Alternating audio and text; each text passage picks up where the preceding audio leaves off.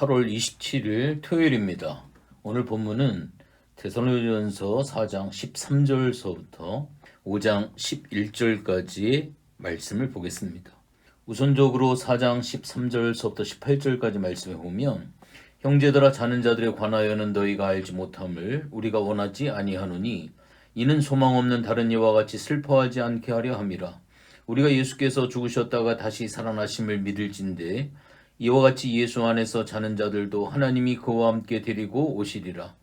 우리가 주의 말씀으로 너희에게 이것을 말하노니 주께서 강림하실 때까지 우리 살아남아 있는 자도 자는 자보다 결코 앞서지 못하리라.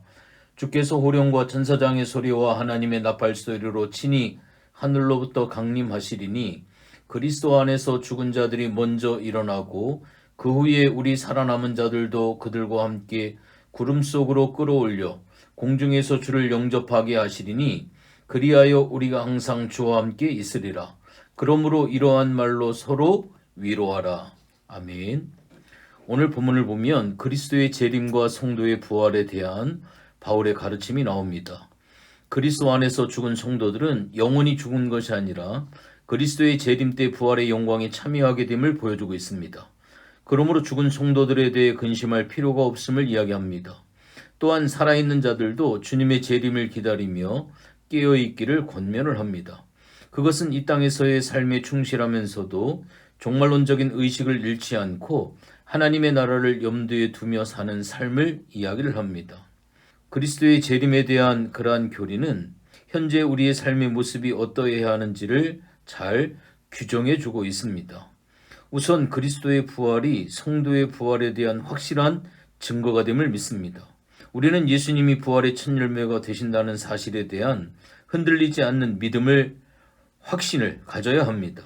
그리스도의 재림 때 그리스도 안에서 자는 자들과 살아있는 자들 모두 주님의 영광에 참여하게 될 것입니다. 그러므로 부활 소망을 가진 성도는 현재의 삶을 소홀히 하지 않고 고난을 인내하며 두려움 없이 기쁨으로 주님의 오실 날을 기다릴 수가 있습니다.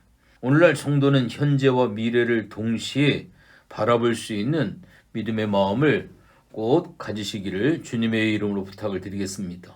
이어서 5장의 말씀을 보기를 원하는데요. 바울은 4장에서 시작한 재림에 대한 내용을 보다 자세하게 5장에서 이야기를 하고 있습니다. 언제나 그렇듯이 재림의 때와 시기에 대한 논의가 있었지만 바울은 그 시기는 아무도 모르고 그날이 도적같이 임한다는 주님의 말씀을 인용을 하고 있습니다.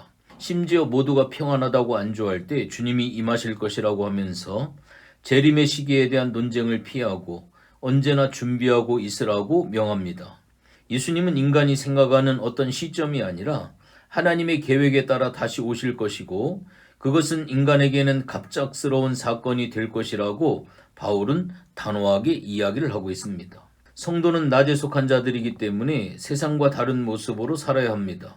바울은 예고 없이 오실 예수님의 재림을 준비하기 위해 성도에게 정신을 차리고 믿음과 사랑의 호신경을 붙이고 구원의 소망의 투구를 쓰라고 강조를 하고 있습니다. 그리고 신앙이 성숙하지 못한 성도들을 위로하고 권면하면서 서로 세워주라고 부탁을 하고 있습니다. 성도는 주 예수 그리스도로 말미암아 구원받고 영원한 삶을 바라보는 하나님의 백성임을 분명히 기억하시기 바랍니다. 1절서부터 3절까지 말씀을 봅니다. 형제들아 때와 시기에 관하여는 너희에게 쓸 것이 없으면 주의 날이 밤에 도적같이 이를 줄을 너희 자신이 자세히 알기 때문이라.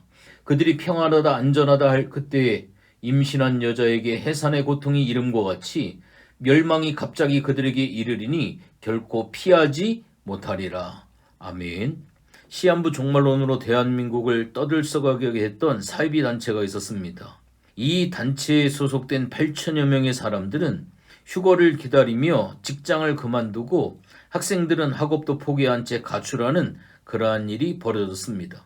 하지만 주님의 재림의 시기는 오직 하나님만 아신다라고 성경은 이야기를 하고 있습니다.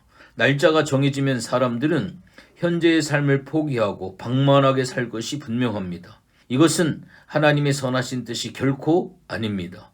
주님이 다시 오실 때 불신자들은 아마 전혀 예상을 못하고 있다가 깜짝 놀라게 될 것입니다. 이들에게 주님의 재림과 심판은 돌연히 임하는 사건이 되어질 것입니다. 그 누구도 주님의 심판을 피할 수 없다라고 하는 분명한 사실을 기억을 해야만 합니다. 4절부터 8절까지 이어서 말씀 보면 형제들아 너희는 어둠에 있지 아니하며 그날이 도적같이 너희에게 임하지 못하리니 너희는 다 빛의 아들이요 낮의 아들이라 우리가 밤이나 어둠에 속하지 아니하나니 그러므로 우리는 다른 이들과 같이 자지 말고 오직 깨어 정신을 차릴지라 자는 자들은 밤에 자고 취하는 자들은 밤에 취하되 우리는 낮에 속하였으니 정신을 차리고 믿음과 사랑의 호심경을 붙이고 구원의 소망의 투구를 쓰자. 아멘. 주님의 재림을 믿는 자들에게는 구원이 완성되는 어떻게 보면 축복의 날입니다. 그러므로 우리는 종말을 두려워하거나 근심할 필요가 전혀 없습니다. 비록 그리스도께서 재림하시는 정확한 날짜는 알 수는 없지만 하루하루 영적으로 마라나타의 신앙을 통하여서 깨어서 주님 맞을 준비를 하면서 규모 있는 삶을 살 때 주님이 언제 오시든지 기쁨으로 주님을 뵙게 뵐 수 있게 될 줄을 분명히 믿습니다. 그러므로 우리는 오늘이라도 주님 오실 수 있다는 종말론적인 신앙과 의식을 갖고 매일 두렵고 떨리지만 동시에 주님의 재림을 고대하는 마음으로 살아가야 할 것입니다. 성도는 영적인 전쟁을 치르는 그리스도의 군사들입니다. 믿음과 소망과 사랑으로 무장하여 마지막 때 사단과의 영적인 싸움에서 승리할 수 있기를 주님의 이름으로 부탁을 드리겠습니다. 마지막으로 9절부터 11절까지 말씀 보면 하나님이 우리를 세우심은 노하심에 이르게 하심이 아니요 오직 우리 주 예수 그리스도로 말미암아 구원을 받게 하심이라. 예수께서 우리를 위하여 죽으사 우리로 하여금 깨어 있든지 자든지 자기와 함께 살게 하려 하셨느니라. 그러므로 피차 권면하고 서로 덕을 세우기를 너희가 하는 것 같이 하라. 아멘. 성도는 서로 권면하고 덕을 세우면서 공동체를 섬겨야 될 책무가 있습니다. 그리스도와 연합한 성도 한 사람 한 사람은 각각의 지체로 서로 연합이 되어 있기 때문에 성도의 교제는 필수적이라고 할 수가 있습니다. 구원을 경험한 성도들은 믿음이 약해지지 않도록 서로 위로해주고 붙들어 주어야 합니다. 하나님이 주신 여러 은사를 활용하고 각자 경험한 은혜를 나누면서 도와야 합니다.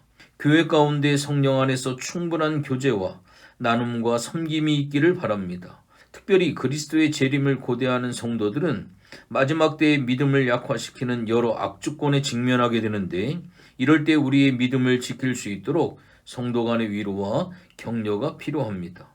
우리는 주님이 언제 오시더라도 기쁨으로 주님을 맞이할 수 있는 빛의 자녀들입니다. 늘 깨어서 주님의 재림을 고대하며 종말론적인 신앙을 가지고 하루하루 주님 맞을 준비하면서 기쁨으로 삶에 승리하시는 우리 모든 성도들이 되어주시기를 주님의 이름으로 부탁을 드리겠습니다. 하나님 고맙고 감사를 드립니다. 데살로니가 교회 성도들이 재림에 대한 잘못된 신앙을 가지고 그들의 일상의 삶에 나태하고 또한 여러 가지 게으르고 하나님이 원하시는 하나님이 뜻하신 삶을 살지 못한 안타까움의 연약함도 그들에게는 있었습니다. 오늘날 이 시대에도 도적같이 임하는 주님의 재림에 대한 재림의 신앙을 바로 세우지 못해서 잘못된 신앙관으로 신앙의 어려움을 겪는 많은 사람들도 있습니다. 오늘 이 시대의 마라나타의 신앙을 통하여 언제 오시는지 주님은 반드시 약속하셨고 주님이 오신다라고 하는 이 종말론적인 신앙을 가지고 하루하루 주님이 우리에게 허락해 주신 귀한 삶들을 최선을 다해서 주님의 영광과 복음을 위해 오늘도 살아갈 수 있는 우리 모든 복된 성도들 이룰 수 있도록 하나님 도와 주시옵소서. 감사를 드리며 예수님의 이름으로 기도했습니다. 아멘.